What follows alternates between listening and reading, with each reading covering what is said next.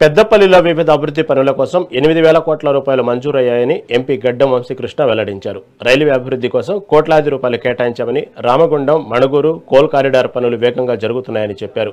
ధర్మపురి నుండి చెన్నూరు వరకు 2,800 కోట్లతో రోడ్డు పనులు చేపట్టామన్నారు.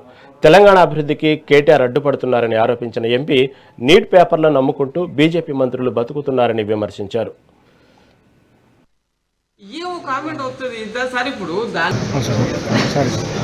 ప్రాంతానికి దాదాపు 8,000 కోట్ల రూపాయల నిధులు అలొకేట్ అయినాయని చెప్పి ఈ సందర్భంగా మీ అందరికి తెలియజేస్తున్నాము. మొదటిగా రైల్వే అభివృద్ధి పనులు మీ అందరు చూస్తున్నారు. మణుగూరు ట్రాక్ ఏదైతే సింగరేణి బెల్ట్లను కనెక్ట్ చేస్తుందో రామగుండము మణుగూరు రైల్వే ట్రాక్కి దాదాపు 4,000 కోట్ల రూపాయలు ఆ ప్రాజెక్ట్కి శాంక్షన్ అవ్వడం జరిగింది. డిపిఆర్ కూడా క్లియర్ అవ్వడం జరిగింది. మళ్ళా పెద్ద ఎత్తున మీ అందరు చూసినారు.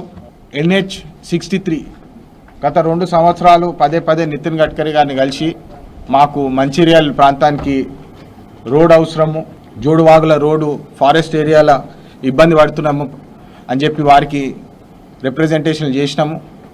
ఆ రోడ్డు కూడా ఇప్పుడు ధర్మపురికి వెళ్ళి ఇప్పుడు చెన్నూరు దాకా మన పర్టిక్యులర్లీ మన కాన్స్టిట్యూషన్ గురించి మాట్లాడితే దాదాపు 2,800 కోట్ల రూపాయలు కేవలం మన ధర్మపురి టు చెన్నూరు ప్రాంతాలకు ఏదైతే రోడ్ కన్స్ట్రక్షన్ జరుగుతుందో దాని గురించి అమౌంట్ కేటాయించడం జరిగింది.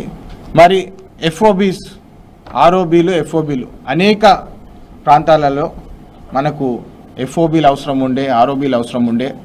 కుందన్పల్లి, కున్నారం, ఓదేలా ఇవన్నీ రిప్రజెంటేషన్లు చేసి ఒక్కొక్క ఎఫ్ఓబీకి, ఆర్ఓబీకి 80 కోట్లు, 100 కోట్లు, కన్నాల దాదాపు మొత్తం కలిపి ఒక 500 కోట్ల రూపాయలు ఆర్ఓబీ, ఎఫ్ఓబీలు కేటాయి